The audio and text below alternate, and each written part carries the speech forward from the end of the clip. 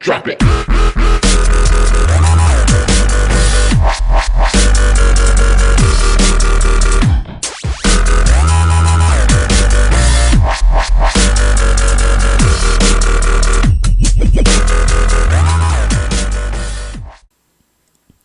Alright, what's up guys? I'm back.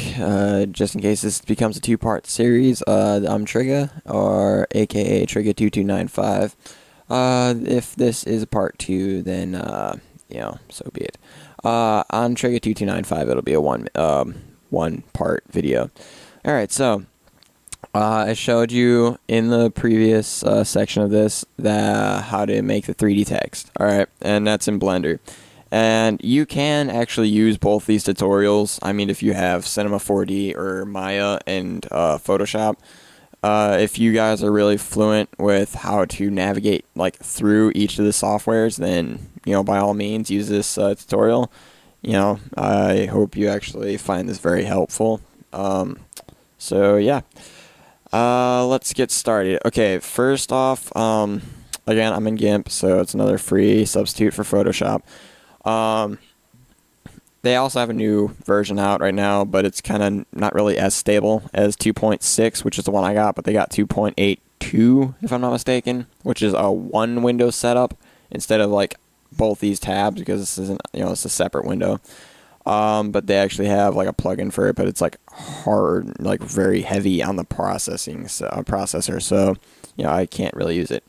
Alright, so anyway, some of the most important parts to any graphics design, well, depending on what you want to do, if you want to do YouTube backgrounds, I do have a MediaFire file on a MediaFire for the template. I have I think I have a Photoshop one up there. If not, I'll upload it. But I have a GIMP file, an XCF file on MediaFire, so I'll link that in the description. It has a template for a YouTube background, a standard one, and then I have one for a partnership channel, but I really don't feel like giving that away. Sorry. It's just, it took me a while to find that, so, so yeah.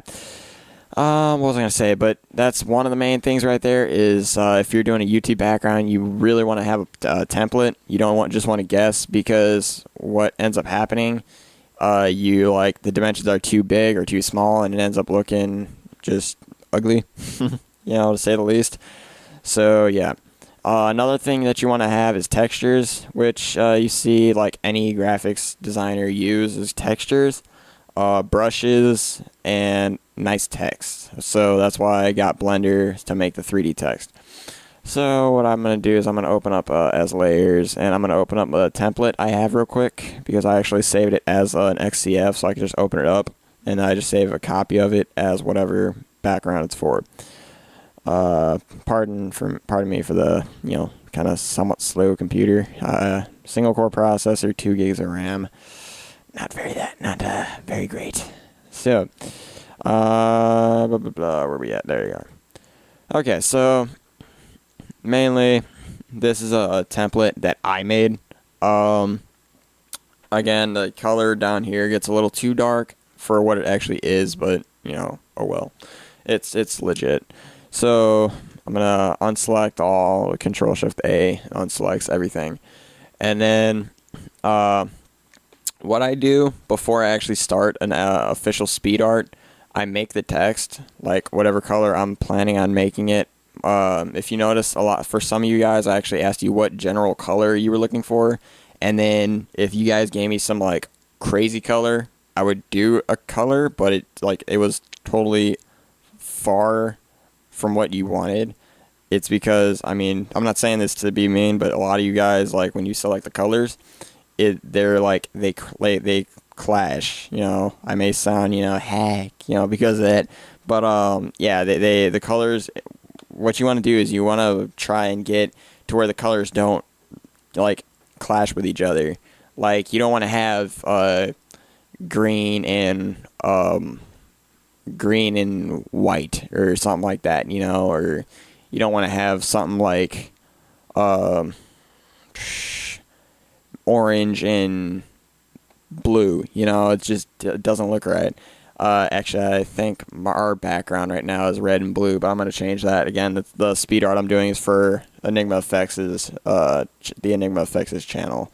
So, yeah, that background's going to be gone in about 24 hours. So, yeah. But like I said, that's the main things that you really want. Now, what I do is I just kind of sketch it out. I mean, I'm not a great artist, like drawing out stuff. I can't draw at all. But what I do is I just take like a sheet of paper, just make a little part of a rectangle, and I just write down the text. Like I don't even put, like the design of the text. I don't put a 3D text or nothing like that on the paper. I just, write it out. And then I'll just, put little annotations up there. There's going to be a texture over the text, or there's going to be an optical flare here. And then what I'll do is I'll actually just kind of get that little bit of it on the paper here, or whatever you want to say, template. And then I'll just go from there, like I'll just keep on saying, this is probably look good on here. So, what I usually start off with, I'll grab the text. So I will just, for an example, Control-Alt-O, that opens it up as a new layer. And then I also created shortcuts here. Yeah, I can put another tutorial for how to do that in another tutorial. So Blender PNGs, that's where all my texts are. And which one do I want to do? I'll just bring out 1337, I guess. Or, I got a text. Yeah, okay. Well, I'll just let that go. Which one should I do? I don't even know. Okay, we'll just do Enigma FX. Okay. Alright, so this, actually, I might use this one. I don't know. Okay, so what I do is I just import the text and everything. We'll just move this up here. We're going to rotate it. Alright. We're going to rotate it 90 degrees. No, negative 90 degrees. Okay, you're not putting them. There you go. Alright. So, there you go. That's the simple very first setup I do. Okay, now you can see it's kind of dark. I can't really see the text where it like ends up right there. So, yeah, we're just going to kind of guess for now.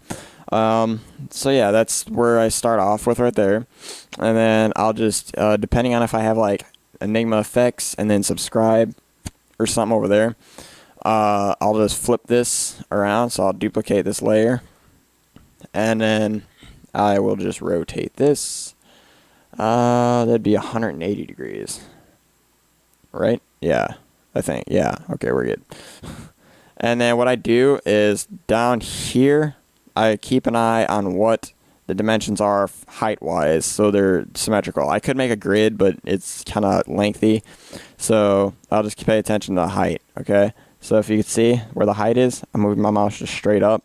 Just pay attention to the numbers right there, okay? So I'll just select it right here. It's at 459, and I'll just keep it. So I'll just move over here, even with this, but then I move it to where it's at 459. Okay, and you'll see me sometimes in my speed arts. I'll just sit here and just hold the text, but it'll just be moving slightly.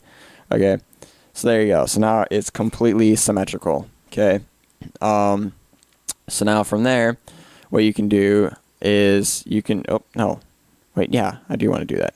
I'm going to go down here. So now what you want to do is add a new layer, and we're going to add a simple gradient. Okay, it's going to be a radial gradient, foreground to transparent. And we're going to, oh wait, I already selected that. We're going to make it a radial, and we're going to select the color. Because it's a green text, you don't want the colors to clash, so we're going to go with green. It's a dark green too. And you want to go directly in the center, so this is a 2000 by so-and-so. Mainly you just want the middle, so it's about about here. If it's off like 1 or 2 pixels, it's fine. Okay, and then just drag it out a little bit. That should be good. Yeah, it's good. Alright, so if you want, you could actually duplicate it because there we're going to add... So, whoop, what are you doing over here? Hey, what are you doing? Okay, hold on a minute. I hate it when it does that. Which, I think, yeah, it'll off the layers. Okay, hold on.